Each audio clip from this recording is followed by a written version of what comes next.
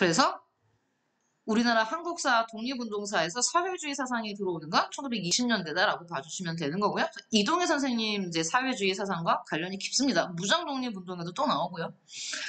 그러니까 이제 해외에서는 조금 더 빨리 사회주의 사상이 들어오고 국내에서는 좀 늦다. 그래서 3.1운동 이후에 청년과 지식인들, 선생님이 앞에서 이런 말 했었는데 보면 뭐 독서회, 토론회, 강연회 이런 것들을 할 수 있는 사람들 자체가 국내에서는 청년 지식인들 이런 사람들을 통해서 사회주의 사상이 전파되고 연구되었죠. 신문과 잡지에 소개하는 글을 실었다. 사회주의자들은 각 지에서 청년회를 결성하고 뭔가 나중에 암기했다가 까먹었는데 기억이 안 나. 그런데 뭐 노동운동, 농민운동, 잘 들어. 청년운동, 그 다음에 뭐 여성운동, 그 다음에 뭐 어린이, 물론 어린이날은 그 천도교랑 관련이 있지만 이렇게 계층별로 계급별로 나눠서 활동하잖아요. 웬만하면 사회주의입니다. 사회주의.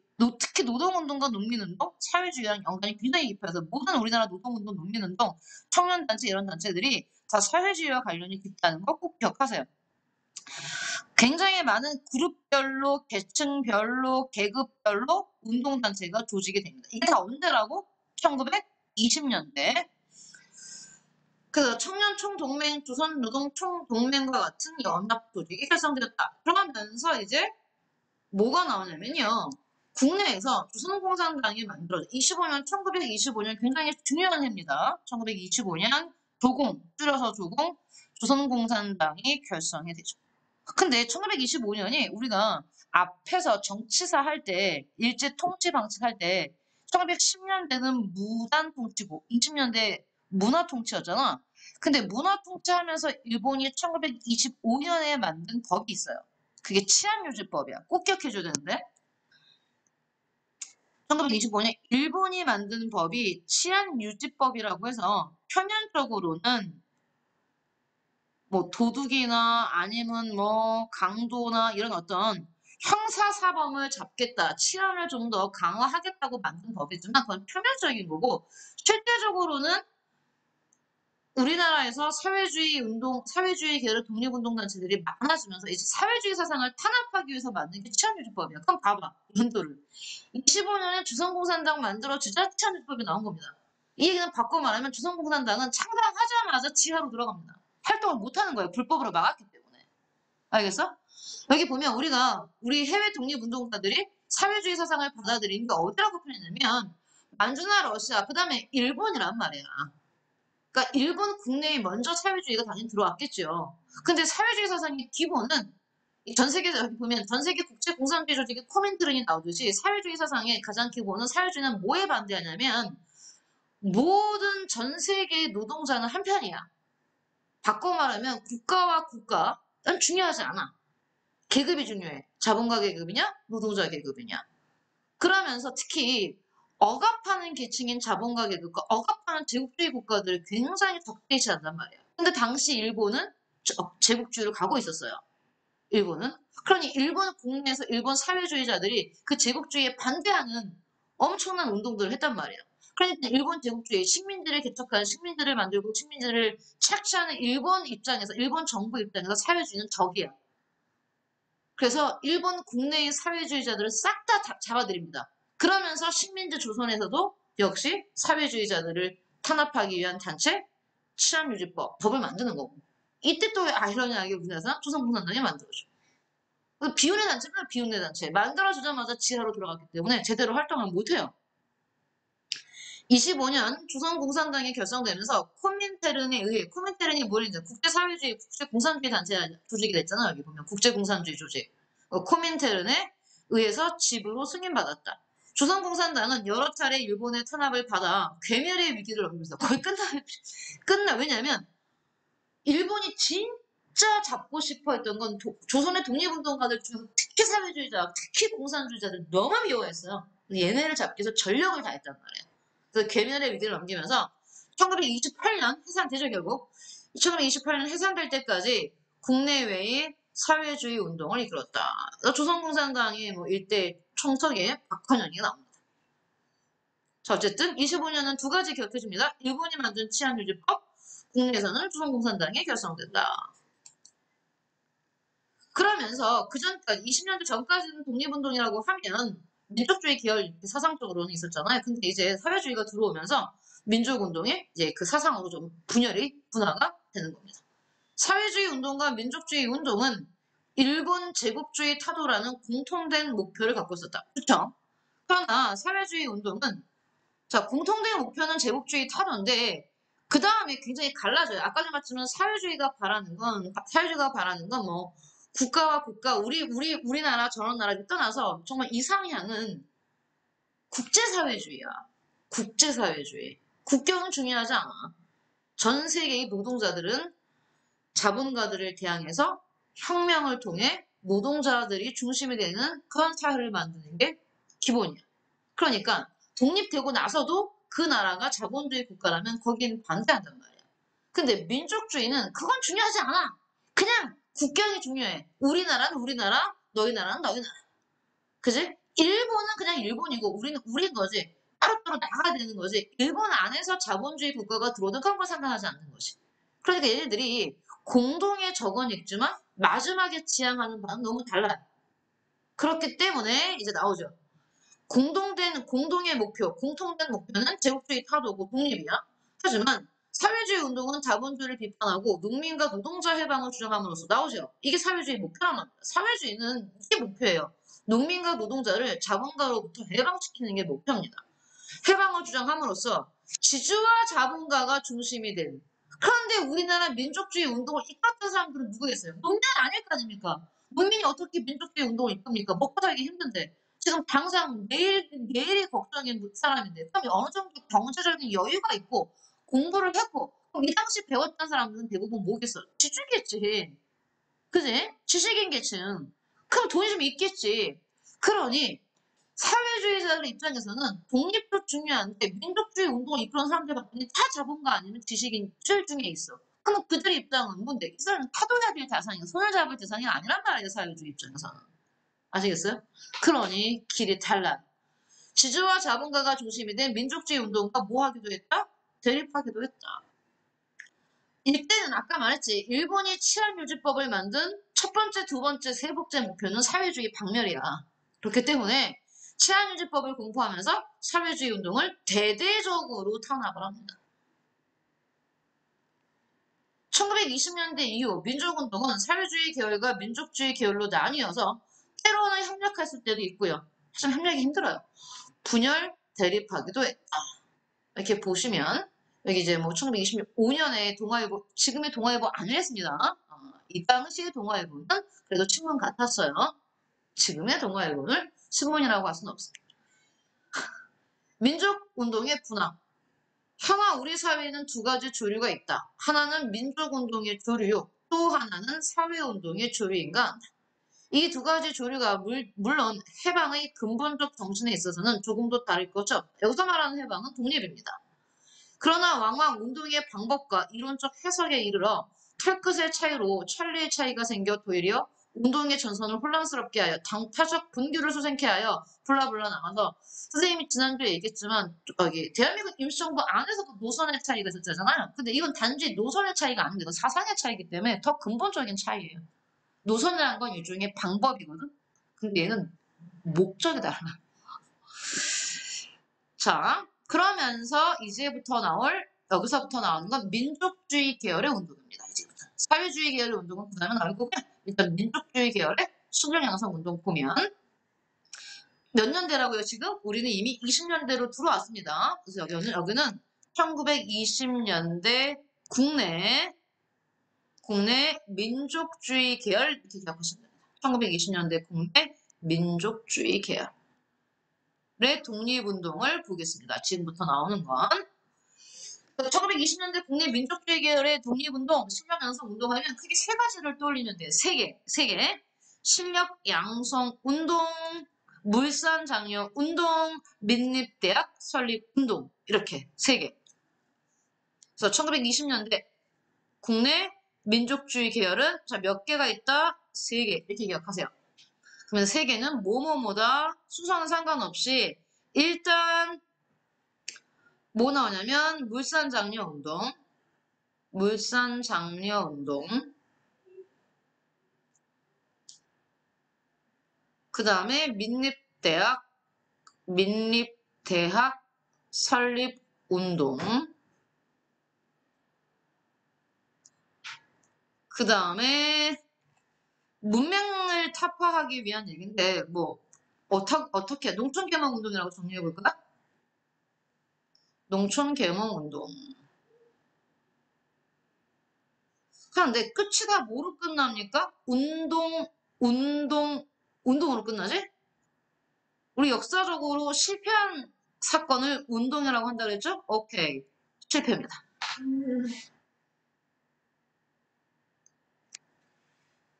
이렇게 1920년대 국내 민족주의 계열이 벌인 신량 양성 운동 세 개가 모두 실패로 돌아가기 때문에 실패하고 나서는 뭐야? 분열이지. 사람들이 좀 사이가 안 좋았다 하더라도 성공하게 되면 훈훈해지죠? 막 좀 단결도 되고, 막 통합도 되는데, 그렇지 않아도 안에 내부적으로 여러 가지 방법들 의견이 맞지 않았는데 다 실패했어. 그럼 어떻게 되겠냐? 그 다음 통합 아니야. 분열이야.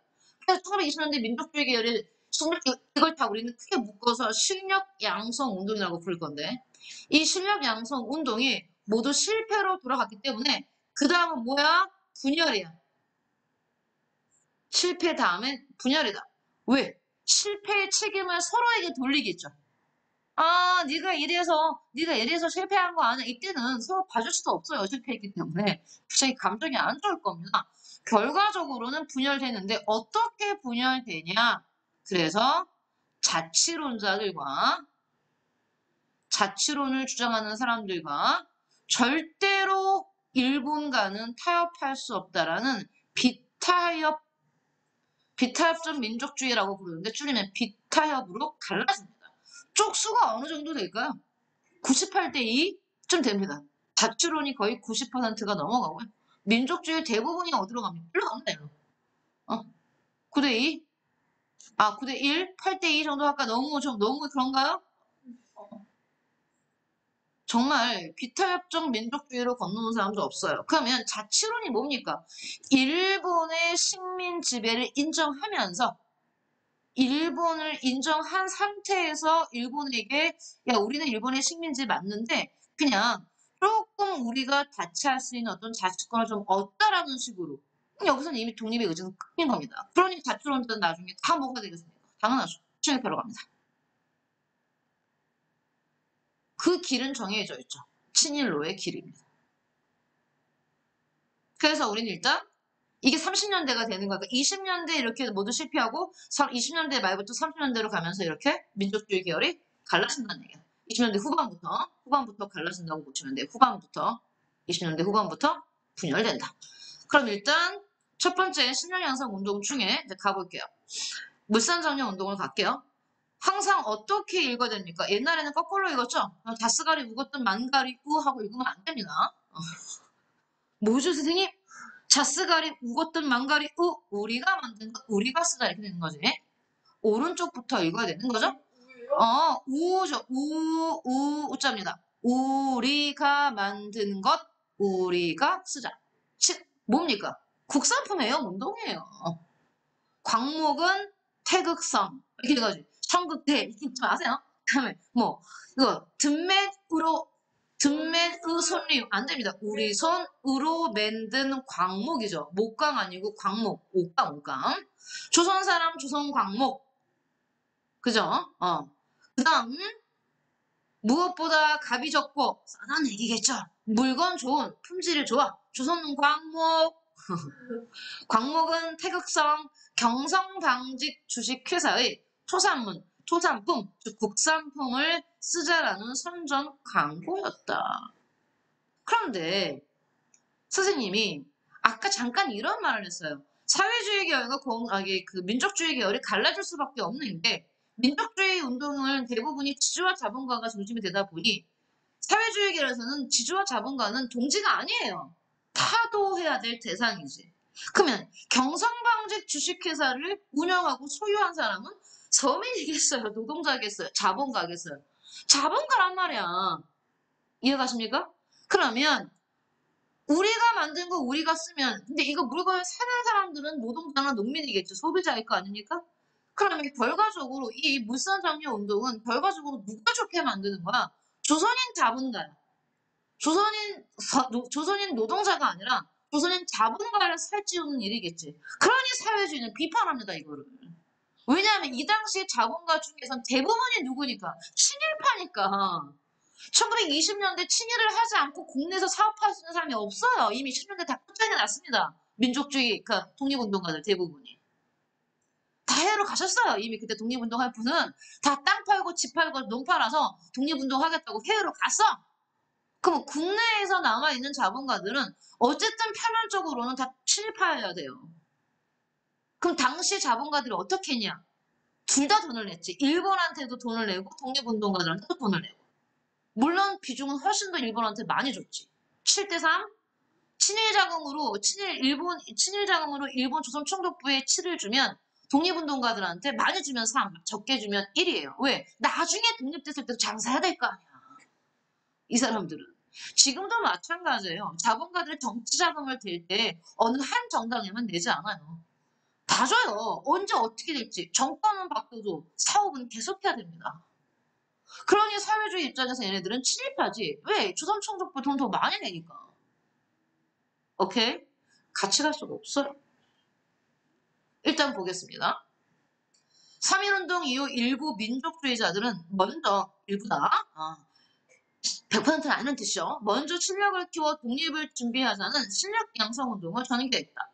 실력 양성 운동은 산업과 교육 분야에서 어차피 실력 양성 운동 우리 일본 식민지 되기 전에 1910년 이전에는 애국계몽 운동이라고 불렀잖아. 애국계몽 운동이든 실력 양성 운동이든 똑같은 계열이기 때문에 얘네가 주장하는 분야는 자 우리가 돈을 벌어야 된다. 산업에 투자해서 자 교육에 투자해서 많이 배워야 한다. 이게 이제 핵심이에요. 그래서 산업과 교육 분야에서 전하게 됩니다. 1920년 기억납니까? 1910년대 일본이 내린 명령. 내가 웬만한 명령은 다 1910년대 내렸다 그랬지. 1910년대 회사령은 조선인 자본가를 억제하기 위한 거잖아. 그래서 회사를 차리기 위해서 설립하기 위해서는 조선총독부의 허가가 있어야 됐죠. 근데 이미 10년대 조선 자본가들 다 망했잖아. 아니면 해외로 떠났거나. 그래서 20년대가 되면 더 나은 통으로 신고만 하면 회사를 차릴 수 있게 회사령을 폐지했습니다. 1920년 회사령을 폐지를 전후하면서 서울에는 여러 회사들이 들어왔습니다. 경성방직, 평양에는 메리어스 공장과 고무신 공장 등이 설립되었고 미약하지만 한국인 자본가 계층도 형성되었다. 그러나 일본 기업이 한국에 본격적으로 진출하고 더욱이 일본과 한국 사이에 관세를 없애려는 움직임이 일어나자 규모가 작았던 한국인 자본가들은 위기의식을 느꼈다. 이게 1920년 8월 조만식 선생님이 나옵니다. 물산장려 운동은 어디서 일어났는지 기억해야 돼요. 장소. 평양입니다. 왜냐하면 우리가 식민지 되기 이전에 혹시 그거 기억납니까? 국채보상운동? 1910년 이전에 국채보상운동은 대구예요. 근데 얘는 평양이죠. 1920년 8월 평양에서 단체는 너무 짙습니다. 물산장려 운동이기 때문에 조선 물산장려회 를 조직하고 우리가 만든 물건을 쓰자는 물산장려 운동을 전개했다. 1923년 서울에서 조선 물산장려회가 조직되면서 이 운동은 전국적인 규모로 퍼져나갔다. 각지에서 자작, 우리가 만들고 우리가 쓰자는 얘기입니다. 스스로 만들고 토산장려회 등의 단체가 생겨나 내 살림 내 것으로 구호는 딱 봐도 알겠지? 그래도 구호 아셔야 됩니다. 내 살림 내 것으로 조선 사람 조선 것 등의 구호를 내세우며 토산품 애용, 근검저축, 금주, 단연, 금연하자는 얘기죠. 등을 주장했다. 이는 한국인 자본을 보호 육성하여 민족의 경제적 실력 양성을 이루려는 것이었다. 그런데 자 결과가 어떻게 의도는 좋았어요? 결과를 볼까요? 물산장려 운동으로 투산품 애용 의식이 확대되었다. 그러나 늘어난 수요를 뒷받침만한 생산력 증대가 이루어지잖아. 이 말이 뭡니까? 사겠다는 조선 소비자들을 만드는데 공장이 없어요. 몇 개. 그러면 너무 기본적인 얘기가 나오겠죠. 수요가 폭발했는데 공급이 못 쫓아주면 가격 오르겠죠. 물건값이 오르는 문제점이 드러났다. 그런데 여기서 애국적인 이런 운동을 벌이는 소비자들은 돈 많은 사람이 아니라 다 돈 없는 사람들이 언제나 역사에서 독립운동하고 군대 가고 전쟁에 나가 목숨을 바치는 건 돈 없는 사람들입니다. 일반 민중이거나 서민이거나 그죠? 근데 물건값이 올라 못 사는 거죠. 애국심은 넘치지만 돈이 없어 못 사겠죠. 일크로자 일부 사회주의자들은 결국 누구한테만 이득이 가는 거야. 자본가 상인의 이익만을 위한 운동이라고 비난했고 소비자들은 점차 물산 장려 운동에 등을 돌리겠지. 물산 장려 운동이 잦아든 후 일부 한국인 자본가들은 보조금 등 총독부의 적극적인 지원을 요청하는 길을 걷게 되었다. 이 말이 뭡니까? 굉장히 우회적으로 표현했는데 뭐 이렇게 우회적으로 친일의 길을 걷게 되었다. 지요. 오케이. 가겠습니다. 여기 나오죠. 이성태가 1923년 동아일보에 물산장려운동은 중산계급의 이기적인 운동이라는 표현을 씁니다. 실상 저들 자본가 중산계급은 민족적이라는 미사역으로 동족 안에 있는 상반적인 극단의 계급적 의식을 가려버리고 이 말이 뭐야? 상반적인 극단의 계급적 의식이 뭡니까? 자본가 노동자의 계급 의식을 가리고 야 니네도 같은 우리나라 사람이잖아 그러잖아. 그지? 그렇지. 야 지금도 우리 미국산 쓰지 마, 독일산 쓰지 마, 일본산 쓰지 마, 우리 거 써. 우리 거 써. 우리 게 누구 건데? S사야, S사. S사, 누구한테 좋은 걸까? 물론 이 당시랑 지금은 또 많은 차이가 있습니다만. 자, 이렇게 말하는 건데, 이제 이 사람이 측면은. 일면으로는 애국적이라는 의미에서 외화의 배척을 말하는 것이며 그 이면에는 외래의 경제적 정복계급을 축출할 새로운 착취계급으로서의 자신들의 그 자리를 대신하는 것은 이 말이 뭡니까? 일본의 정복계급, 일본을 축출하고 자기네가 그 사이에 새로운 착취계급으로 그 자리를 대신하려 하는 거다. 이래서 저들은 민족적 애국적인 척하는 감상적 미사역으로 눈물을 흘리며 저들과 이해관계가 전혀 다른 노동계급의 후원을 갈구하는 것이다. 라고 신랄하게 비판했죠. 하지만 그 전에 이미 실패했습니다. 총독부가 가만두겠습니까? 우리가 항상 서민들이 눈물 젖은 돈을 모으면 모을 때까지 기다렸다가 일본이 가져가는 순서입니다. 다음, 민립대학은 지금으로 해석하면 사립대학이죠. 왜냐하면 당시에 우린 이미 1910년대 일본 식민지의 교육정책을 봤지. 1910년대 일본은 어떻게 해서 일본 국내와 조선 식민지의 교육체계를 달리했어요. 조선인들의 우매화 정책을 쓰면서 조선인들은 못 배우면 못 배울수록 좋은 거 아닙니까? 그래서 초등학교도 여하를 달리했죠. 초등학교도 일본 본토에서는 6년, 조선인들은 4년. 그 다음에 조선인들은 주로 실업교육만. 고급 지식은 안 가르쳤어요. 왜냐면 사람이 많이 알면 두 가지의 길을 걸어요. 일단 알게 되면 의심합니다. 안 믿어요. 그래? 이렇게. 하지만 모르면 말하는 대로 믿죠? 이렇게. 그래서 우묘 정책 때문에 대학을 안 만들었습니다. 조선에. 그런데 문제는 조선에 조선인만 사는 게 아니야. 많은 일본인이 건너와 살았어. 그지? 우리 여기 1910년대 토지조사 사업 해가지고 수많은 땅들을 일본이 가져갔잖아요. 그런데 그 땅을 경작하게 누굴 불렀냐면 일본 본토에서 일본에 못 사는 사람들을 조선으로 보냈어요. 그런 다음에 조선의 땅을 헐값으로 넘겼기 때문에 조선에 많은 일본인들이 들어와 있어요. 그다음에 일본 관리 자식들, 조선 총독부 공무원의 자식들이 들어올 거 아닙니까?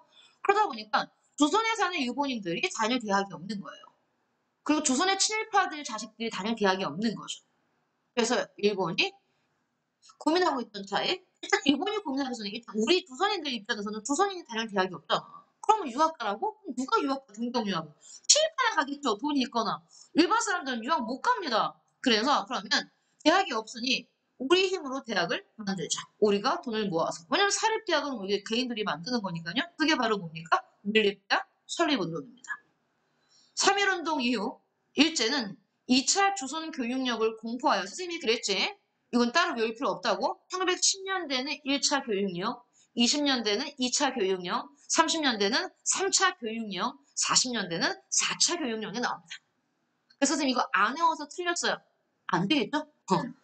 2차 교육력을 공포해서 한국인에 대한 교육을 확대하겠다는 방침만 세우죠.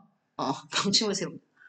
그러나 한국인 학생 수에 비해 학교 수는 여전히 부족하였고 고등보통학교, 지금으로 치면 학제가 한 고등교육 정도 되겠지. 고등학교 등의 학교는 거의 증설되지 않았다. 새롭게 만들어지지 않았다는 얘기입니다. 또한 한국인에 의한 사립학교 설립과 운영은 못하게 했어요. 억제되었다. 그래서 이상제, 이승원 등은 조선교육협회라는 걸 만들어 한국인 본위의 교육을 펼치고자 노력했다. 이들은 한국인의 힘으로 대학을 세우려는 민립대학 설립운동을 전개했다. 23년. 1923년 조직된 이 단체가 너무 쉬워요. 조선 민립대학 기성이니까 민립대학 설립운동이겠죠. 물산장려 운동 똑같아. 그런 다음에 구호를 꼭 기억해 줄게요. 이 구호는 기억하시면 좋습니다. 한민족 1천만 이 한 사람이 이런식. 아우 여기 보니까 정말 인플레이션율을 알겠죠. 물론 이때는 1923년이고 지금 2022년이지만 이런 짤이 써요? 얼마나 돼 있어? 10원짜리도 안 쓰는데 그치 요즘에는? 이런 식이라는 구호를 내걸고 모금운동을 전개했다. 언론사의 적극적인 지원 아래 이 밀립대학 기성에는 서울에 중앙부를 설치하고 전국의 지방부와 지회를 설치하는 등의 운동은 활기를 띠었다. 국내는 물론 만주나 하와이에 거주하는 한인들도 이 운동에 호응했다. 총독부는 밀립대학 설립운동 참가자를 감시하는 등 방해 공작을 폈다. 20년대 중반에 들어서는 가뭄과 홍수가 계속되면서 모금이 저조해진 탓에 운동은 결국 중단됐다. 실패했다니까요. 자, 끝났어요. 그러고 나서 한편 일제는 1924년에 경성제국대학을 설립해서 이 경성제대 출신입니다. 경성이 서울이고요. 제국주의 이름 느끼게 경성제대 지금의 서울대학교입니다.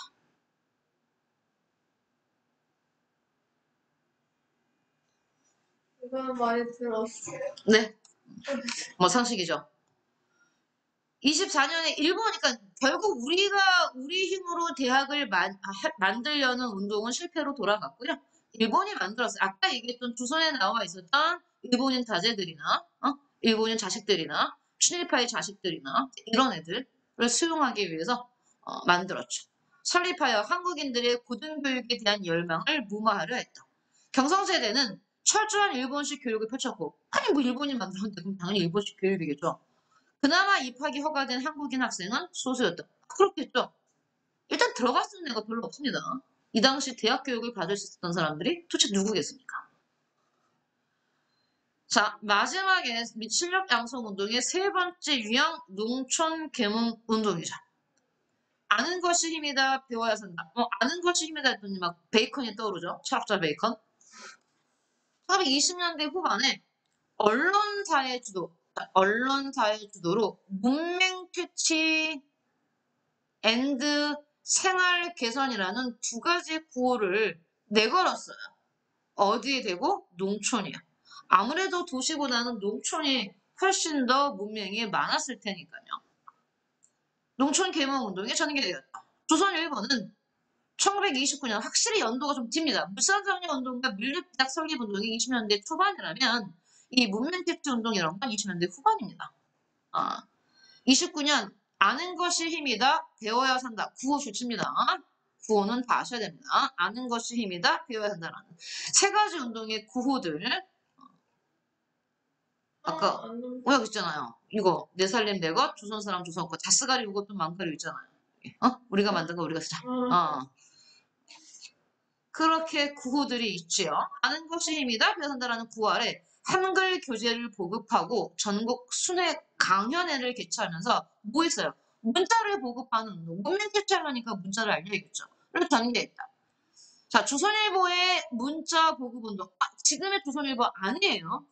정말 다른 신문이라는 걸 또 한 번 강조합니다. 이름이 같다 해서 현재에 나오는 조선일보와 이때의 조선일보 다른 신문입니다. 동아일보는 31년부터 문맹 퇴치와 미신 타파를 목표로 하는 나루드 띄워야죠. 나루드 운동을 전개합니다. 러시아어인데요. 여기 나왔죠? 나루드는 민중 속으로라는 러시아어이다. 19세기 후반 러시아의 청년 지식인들이 민중 계몽을 위해 농촌으로 들어가면서 내세웠던 구호이다. 동아일보가 전개한 그 나로드 운동은 학생과 청년이 농촌을 찾아 글을 가르치고 생활을 개선하려는 운동이었다. 그래서 조선일보의 문자보급 운동, 동아일보의 구나로드까지 따로따로 구별을 해주세요. 두 개 합쳐서 그냥 농촌 계몽 이렇게 말하는 겁니다. 알겠죠? 농촌 계몽의 주체인 학생과 청년들은 마을마다 왜냐하면 낮에는 일을 해야죠. 농민들이. 그래서 야학을 열어 농민들에게 한글을 가르치고 위생 개선, 미신 타파, 구습 제거, 근검 절약 등을 독려했다. 또한 음악이나 연극 공연 등 문화운동을 전개했다. 35년에 발표된 이거 문학 시간에 배웁니까? 시문의 상록수 여기 주인공들이 뭐합니까? 농촌 속으로 가서 그 나로드 운동을 하죠. 이러한 농촌 계몽 운동을 배경으로 쓰인 소설이다. 해서 우리 세 개. 다시 정리하면 키워드가 뭐야? 1920년대 국내 민족주의자들의 실력 양성 운동 실패, 분열 이렇게 가는 겁니다. 그래서 의의와 한계가 나와요. 이런 1920년대 실력 양성 운동은 민족 자본의 육성과 근대 교육의 보급, 신문화 건설 등을 통해 한국 사회의 근대적 발전과 민족 독립을 꾀한 점에서는 뭐가 있고 의의가 있고 그러나 실력 양성 운동은 일본이 허용하는 범위 안에서만 전개되었고 왜냐니까 국내니까요. 또 처음에는 실력, 먼저 실력을 쌓고 나중에 독립을 내세웠지만 나중에는 이게 없어져요. 이게 없어져요. 날라갑니다. 그럼 뭐만 나와? 점차 실력 양성만을 강조하는 방향. 결론은 친일로 갔구나.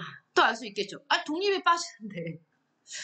또한 실력 양성론자 가운데 적지 않은 이들이 많은 이들이에요. 참 표현 양호하겠습니다. 아주 완곡한 표현을 쓰고 있네요. 적지 않은 이들이 사회 진화론과 문제 있는 사상이죠. 사회 진화론과 문명 개화론. 사회 진화론과 문명 개화론은요. 선생님 앞에서도 잠깐 얘기했지만 되게 위험한 사상이에요. 사회 진화론은 생물학의 자연과학의 진화론을 사회에서 가져온 거잖아요. 똑같이 갖고 왔잖아요. 그래서 약육강식을 바로 갖고 옵니다. 그러면 이 약육강식에 의한 사회 진화론과 문명 개화론에 의하면 강대국이 약소국을 작은 나라들을 무력으로 식민지화하는 건 자연스러운 일입니다. 그죠? 더 나가면 당연한 일이 돼버려요. 자연스러운 일이 당연한 일이 돼. 이렇게 되면 제국주의 국가를 비판할 근거는 1도 없어져요. 오히려 우리가 힘을 길러서 우리가 뭐가 돼야 되는 겁니까? 제국주의 국가가 돼야 되는 겁니다. 이렇게 됩니다. 일로 흘러버려요. 그러면 당연히 이들, 봐봐. 이 실력 양성 운동을 주도했던 지도자들은 어디로 가겠습니까? 문명개혁론에 빠지면? 야, 약한 게 죄야. 이렇게 됩니다. 일본이 잘못한 게 아니라 일본은 너무 자연스러운 거고 우리가 죄인이야 이렇게 된 거죠. 희생자를 죄인으로 만드는 거. 이게 지금도 있어요. 일상적에. 우리 일상생활에서 특히 어떤 강간범죄나 이렇게 되면 자 강간범인 남자를 비판하는 게 아니라 강간당한 피해자를 비판합니다. 선생님 지금 적절한 발언했나요? 강간한 남자가 아니고요. 강간한 사람. 그게 남자든 여자든. 그럼 이 가해자를 비판하는 게 아니라 가해자는 자연스러운 거고요. 피해자가 잘못한 거야. 너 왜 약해서 강간당하니? 이게 됩니다. 너 왜 약해서 살해당하니? 네 잘못이야. 이렇게 됩니다. 이게 문명개혁론과 사회진화론이 빠지는 결론이에요. 처음엔 이렇게 안 가다가 이렇게 됩니다. 그러니 어디로 가겠어요? 선실력은 남고 후독립은 빠지는 거죠. 그래서 근대적인 제도 도입과 산업개발을 표방한 일본의 식민 통치를 마지막에 얘기하네요. 뭐 하기 어려웠다? 이걸로는 비판하기 어렵다. 즉 일본을 비판하지 못했다는 얘기입니다. 마지막에. 자연스러운 건데 힘이 있으니까 약한 나라를 먹었는데 뭘 비판해? 약하니까 약한 게 죄가 되는 거지? 이렇게. 무서운 이론이에요. 일단 여기까지가 1920년대 국내 민족주의자들의 실력 양성 운동이었어요. 쉬었다가 다음 나갈게요.